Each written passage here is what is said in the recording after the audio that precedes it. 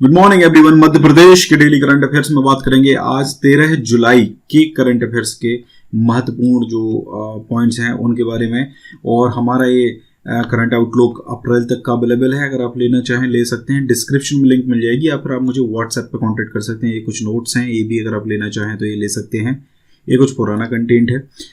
प्रश्न हमने कल दो पूछे थे कि मध्य प्रदेश सरकार की कल्प वृक्ष योजना किससे संबंधित है। तो इसका जो सही आंसर है वो है रेशम के लिए बेहतर गुणवत्ता के कीड़े में प्रजनन कराने से संबंधित है आपकी कल्प वृक्ष योजना। मध्य प्रदेश का कौन सा जिला शहद का सबसे बड़ा उत्पादक है। बहुत आसान प्रश्न था, इसका सही आंसर है मुरैना। मुरैना जिला जो है वो सबसे बड़ा शहद का उत्पादक है। इसके अलावा सरसों के मामले में भी मुरैना जो है वो पहले या दूसरे नंबर पर ही आता है। या तो भिंड पहले पे होता है या फिर मुरैना दूसरे पर होता है। ठीक है, तो ये जो सबसे अच्छा आंसर किया है रानी शर्मा ने करा है कि रेशम के लिए बेहतर गुणवत्ता कीड़ों में प्रजनन, अनुसूचित जाति की महिलाओं को सीधे रोजगार उपलब्ध कराना इस योजना का मुख्य लक्ष्य है। और यह जो योजना है रायगढ़ से शुरू करी गई थी। ठीक है, ये कोई योजना है। देखिए यहाँ पर अगर डेट या ईयर इसका मिलता तो ये बहुत ही अच्छी कंटेंट बन जाता। कहाँ से शुरू हुई थी, कोई भी योजना है उसमें दो चीज़ों का महत्वपूर्ण याद रखें आप कि ये कहाँ से शुरू हुई है और कब शुरू हुई है। ये दोनों चीज़ें आपको बताना है। दूसरा उसका जो उद्देश्य है, मुख्य उद्देश्य है, वो उस योजना का क्या है। अगर 3 नंबर में ये प्रश्न पूछा जाता है तो आपको कम से कम ये 3 चीज़ें जरूर बतानी चाहिए। इसके अलावा एक आध लाइन अगर आप देना चाहें एक्स्ट्रा उससे संबंधित कोई और तो आप वो भी दे सकते हैं। दूसरे का जो आंसर है वो मुरैना है। मोरों की बहुतायत के कारण इसका नाम पड़ा है मुरैना। ठीक है, राष्ट्रीय चंबल अभयारण्य जो कि अब नेशनल पार्क बन गया है। वैसे ये जो अभयारण्य, हाँ चंबल अभयारण्य है, सॉरी कूनो नहीं है ये, राष्ट्रीय चंबल अभयारण्य जो है वो आपका यहीं पर है। सरसों उत्पादन में भी अग्रणी जिला है मध्य प्रदेश का। बागियों का गढ़ उपनाम से जाना जाता है। वैसे बागियों का जो गढ़ है वो भिंड को कहा जाता है, लेकिन मुरैना का भी इसमें नाम आता है। सबसे कम लिंगानुपात भिंड के बाद मुरैना का भी है। ठीक है, 837 ध्यान है मुझे, ये भिंड का है। ठीक है, मुरैना का लगभग इतना ही होगा, मेरे ख्याल से 843 के समथिंग होगा। ठीक है, प्रदेश का एकमात्र शहीद संग्रहालय बिस्मिल संग्रहालय यहीं पर है। ये प्रदेश का एकमात्र नहीं, ये पूरे देश का पहला इस प्रकार का संग्रहालय जो है ये बनाया गया था। नदियों की बात करते हैं तो चंबल, कुंवारी, आसन नदियां बहती हैं। यहाँ के पोरसा में नागा जी का मेला लगता है जो काफी प्रसिद्ध है। पशुओं को इसमें बेचा जाता है। ठीक है, ये भी ध्यान रखिए, पशुओं को इसमें बेचा जाता है। पहली सीमेंट फैक्ट्री भी बानमोर में लगाई गई थी जो वहाँ का औद्योगिक क्षेत्र है। 1922 में ये फैक्ट्री खोली गई थी। सीमेंट की पहली फैक्ट्री ये थी। एसीसी सीमेंट के द्वारा इसको लगाया गया था। केएस ऑयल मिल, शुगर मिल आदि यहीं पर हैं। मितावली में संसद का ढांचा बना हुआ है जिसमें 64 कमरे हैं। दिल्ली में बनने वाली संसद का नक्शा भी यहीं से लिया गया है। ये एक्चुअल में एक मंदिर है। ठीक है, और ये जो मंदिर है इसी मंदिर से जो भारत की संसद है वो उसी के शेप में बनाई गई, क्योंकि उसमें छोटे छोटे 64 अलग कमरे बने हैं। उसी प्रकार का जो पूरा स्ट्रक्चर है, तो लोग बताते हैं कि वो उससे प्रेरित है। 115 फीट ऊंचा ककनमठ मंदिर भी है। राजा कीर्तिपाल ने इसको बनवाया था। ऐसे होनिया में है जो कि कछवा वंश की राजधानी थी। पहाड़गढ़ में बहुत ही अद्भुत शिव मंदिर है। ऐसी मान्यता है कि इसकी पूजा कोई नहीं कर पाता है। नूराबाद, जिसको जहांगीर के काले बनाया गया था, एक्चुअल में नूराबाद जो है ये जहांगीर नूरजहां, ठीक है, उनके नाम पर ये नूराबाद है। और दूसरी चीज़, नूराबाद पुल के बारे में भी मैंने आपको करंट अफेयर की वीडियो में बताया था कि नूराबाद जो पुल है वो भी मुगल स्थापत्य कला का बहुत शानदार एक नमूना है। ठीक है, और चंबल एक्सप्रेस भी प्रस्तावित है। प्रदेश का सबसे बड़ा highway NH3 Agra Mumbai highway है जिसका नाम अब NH44 कर दिया गया। NH44 हो गया। देखिए क्या रहता है, हाईवे जो होते हैं ना इनका समय समय पे चेंज होते रहते हैं। तो ये NH44 जो है ये अब आपका मुरैना जो है वहाँ पर NH44 है। आगे किसी और स्टेट में ये किसी और नाम से भी हो सकता है। ठीक है, तो ये है, पहले ये NH3 ही था all over the India, Agra से लेके मुंबई तक।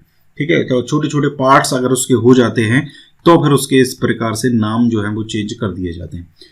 आज का हमारा प्रश्न है, मध्य प्रदेश में स्थित कितने बायोस्फीयर रिजर्व यूनेस्को मेन और बायोस्फीयर रिजर्व कार्यक्रम के आधार पर विश्व नेटवर्क ऑफ बायोस्फीयर रिजर्व में शामिल हैं? 2, 3, 4, 5। तो कमेंट करके आपको बताना है। मध्य प्रदेश की गंगा किसे कहा जाता है? ये 4 ऑप्शन है, एक सही जवाब है, कमेंट करके आपको बताना है। गाइस ये एमपीएसआई एमपी कांस्टेबल की टेस्ट सीरीज है, अगर आप लेना चाहें इनको ले सकते हैं।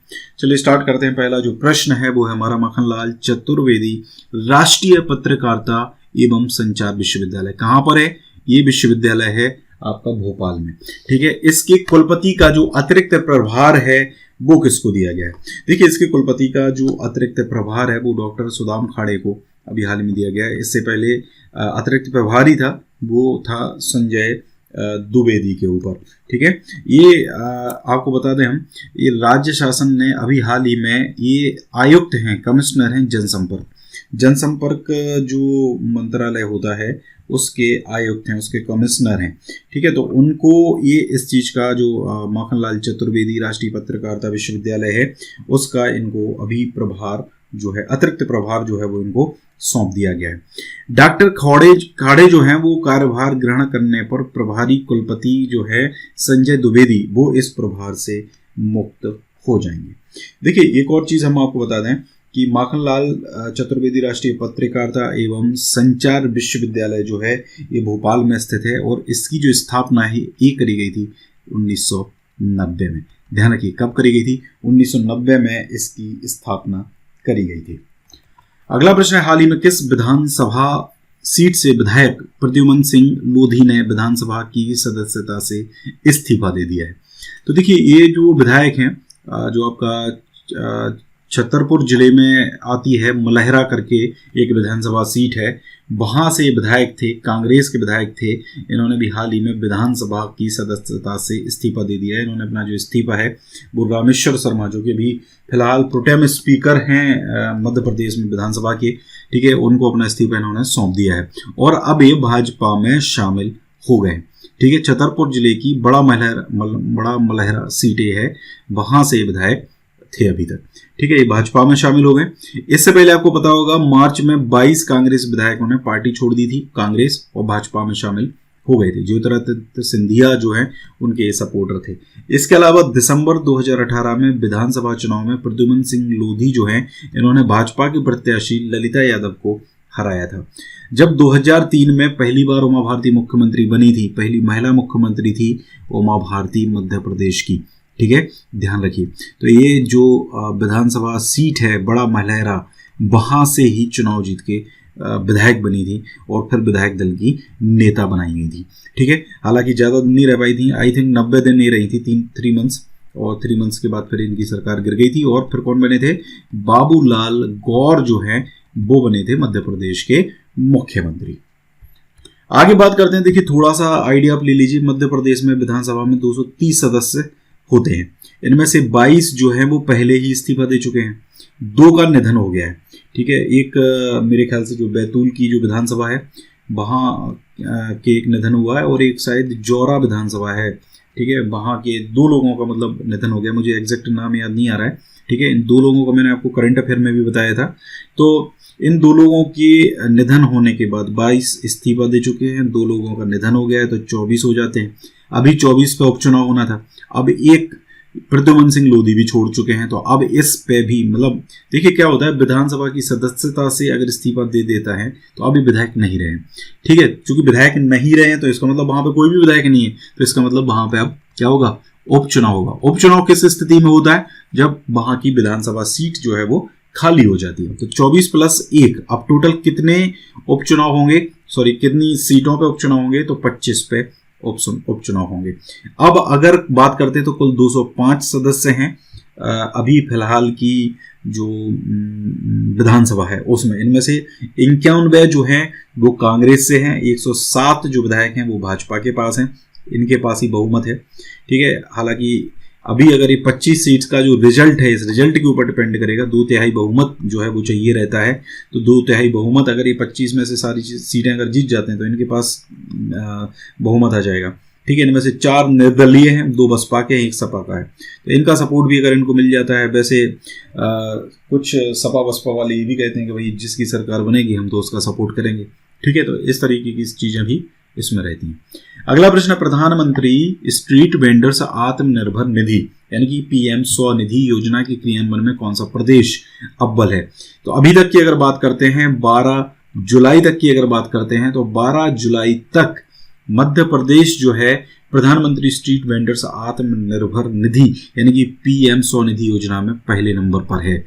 ठीक है, मध्य प्रदेश में अब तक 15,500 प्रकरण जो हैं वो मंजूर हो चुके हैं, मतलब 15,500 प्रकरण मंजूर किए जा चुके हैं। इनमें से अब तक 15,50,00,000 रुपए, मतलब सीधा सीधा 10,000 रुपये का लोन है, इसमें 10,000 का मल्टीप्लाई कर दोगे तो आप ये आ जाएगा 15,50,00,000 की ब्याज मुक्त ऋण राशि स्वीकृत करी गई है। योजना में 8,70,330 पथ विक्रेताओं ने पंजीयन करवा लिया है। ठीक है, तो उनमें से अभी 15,500 प्रकरण जो है वो मात्र मंजूर हुए। इन पथ विक्रेताओं में से 1,76,000 विक्रेताओं को परिचय पत्र और वेंडर प्रमाण पत्र भी जारी कर दिए हैं। बाकी कंटिन्यू चल रहा है। आपको पता होना चाहिए कि प्रधानमंत्री स्ट्रीट वेंडर्स आत्मनिर्भर निधि योजना जो है वो मध्य प्रदेश के 378 नगरीय निकायों में लागू की गई है। ठीक है, तो ये 378 ध्यान रखिए, सभी जितने भी नगरीय निकाय हैं उनमें इसको लागू किया गया है। अगला प्रश्न है, इंपॉर्टेंट प्रश्न है, अमृत योजना के तहत सिरपुर तालाब का विकास किस नगर निगम और जल संसाधन मंत्रालय द्वारा किया जा रहा है? तो देखिए, सिरपुर तालाब है तो आप समझ ही गए होंगे कहाँ का तालाब है। जिनको नहीं पता है वो समझ लो, इंदौर का ये तालाब है।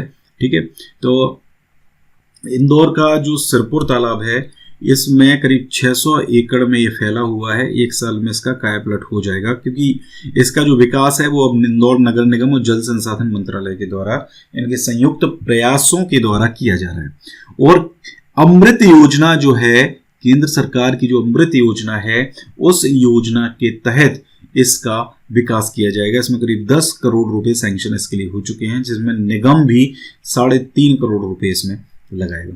यहाँ पर 3 बायोलॉजिकल टैंक बनाए जाएंगे। एक्चुअल में क्या होता है, इसके अंदर जो नालों का और जो कुछ कंपनी फैक्ट्रीज वगैरह होती हैं उनका जो वेस्टेज होता है वो उसके अंदर जाता है, तो उसके लिए 3 बायोलॉजिकल टैंक बनाए जाएंगे ताकि इसके अंदर जो पानी जाए वो फिल्टर होकर पूरी तरीके से जाए।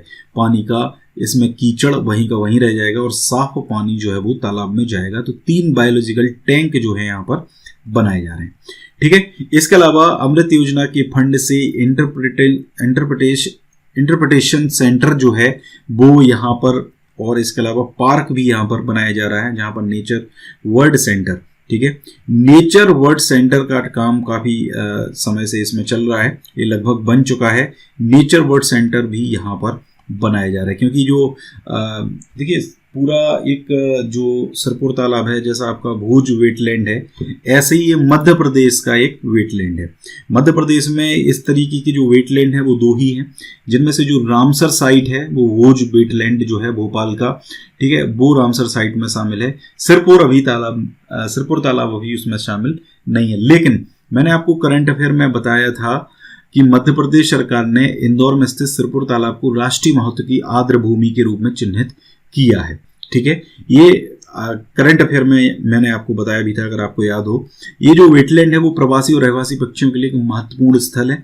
सिरपुर वेटलैंड के संरक्षण की विस्तृत योजना जो है वो पर्यावरण नियोजन एवं समन्वय संगठन एप्को इसके द्वारा तैयार करी गई। चलिए कमेंट करके बताएं एप्को का फुल फॉर्म क्या है। इस योजना के कार्यान्वयन हेतु केंद्र सरकार द्वारा 5 करोड़ रुपए की राशि की मंजूरी दी गई थी। ठीक है, जिसके लिए पूरी जो विस्तृत योजना है वो एप्को को बनाना है। इस योजना का क्रियान्वयन नगर निगम इंदौर के द्वारा किया जा रहा था। इसके अलावा सिरपुर वेटलैंड के संरक्षण के साथ साथ पक्षियों के लिए अनुकूल वातावरण विकसित करने और तालाब की सौंदर्यीकरण का कार्य भी किया जा रहा है। ठीक है, तो इतनी सारी चीजें हैं, आपको ये ध्यान रखनी है। राष्ट्रीय महत्व की आर्द्र भूमि के रूप में मध्य प्रदेश ने इसको चिन्हित कर लिया। आगे जाके हो सकता है कि इसको थोड़ा सा अगर यहाँ पे अच्छा काम ये कर देते हैं तो ये रामसर साइट्स जो हैं, ठीक है, उसमें भी इसको शामिल किया जा सकता है। अगला है हमारा सार्वजनिक स्थलों पर मास्क जो है इसको लगाना अब अनिवार्य कर दिया गया है, और अगर पालन नहीं करते हैं तो दंडात्मक कार्रवाई की जाएगी। देखिए, मास्क जरूर लगाएं, अगर जरूरत हो तो ही बाहर निकलें। अगर गवर्नमेंट लॉकडाउन नहीं कर रही है, ये मेरे तरफ से आपको सजेशन है, गवर्नमेंट लॉकडाउन नहीं भी कर रही है तो भी आप लॉकडाउन में रहें, घर पे रहें, पढ़ाई करें। अगर जरूरत है तो ही बाहर निकलें। बाहर निकलने की अगर जरूरत नहीं है तो बिल्कुल भी मत निकलिए, क्योंकि कोरोना या कोविड-19 एक ऐसा वायरस है जिसकी अभी तक वैक्सीन तो बनी ही नहीं है, और जब वैक्सीन नहीं बनी है इसका मतलब इसका कोई क्योर नहीं है, तो ऐसे केस में सबसे ज़्यादा खतरनाक हो सकती है। ठीक है, अगर आपको थोड़ी सी भी पहले कभी कोई ऐसी बीमारी रही हो तो इससे डेथ बिल्कुल सुनिश्चित है। डायबिटिक है या किडनी का पेशेंट है या हार्ट का पेशेंट है, मतलब कोई ना कोई आपको अगर बीमारी हुई हो तो डेफिनेटली मरना सुनिश्चित है। तो ऐसे केस में थोड़ी सी लापरवाही ना करके घर से बाहर ना निकलें, अपने परिवार वालों को भी ना निकलना दें, खासतौर पे बूढ़े और बच्चे, इनको तो आप बिल्कुल भी घर से बाहर नहीं निकलने दें। सैनिटाइजर का यूज़ करें, और मतलब उसका सबसे एक ही चीज़ है, ये एक ऐसी बीमारी है ना जिसमें अगर आप लापरवाह रहोगे ना तो इससे आप मतलब अफेक्टेड होगे, अगर आप लापरवाही नहीं रहोगे तो इससे आप अफेक्टेड नहीं होगे। गवर्नमेंट को जितना करना था ना उससे कहीं ज़्यादा गवर्नमेंट ने कर लिया है, ठीक है। चाहे वो केंद्र सरकार हो चाहे वो राज्यों की सरकार हो, सबने जितना संभव प्रयास हो सकता था किया है। लेकिन अगर हम खुद ही उसको फैलाना चाहते हैं ना तो कोई कुछ नहीं कर सकता, ठीक है। ज़रूरी चीज़ें हैं वो तो होंगी ही, वो करनी ही रहेंगी। तो मास्क लगाएं, हाथों में ग्लव्स भी पहन सकते हैं, कोई भी कहीं भी बाहर जा रहे हैं कोई भी सरफेस को टच ना करें, क्योंकि सरफेस पे ज़्यादा देर तक ये वायरस रहता है, ठीक है। अभी हाल ही में WHO ने एक रिपोर्ट फाइनल कर दी है। कुछ साइंटिस्ट ने कहा था कि ये जो वायरस है वो एरोसोल्स के फॉर्म में हवा में रह सकता है। WHO ने पहले तो इससे ना नुकर करा कि नहीं ऐसा नहीं होता है, फिर बाद में इन्होंने भी कह दिया कि हाँ ऐसा हो सकता है।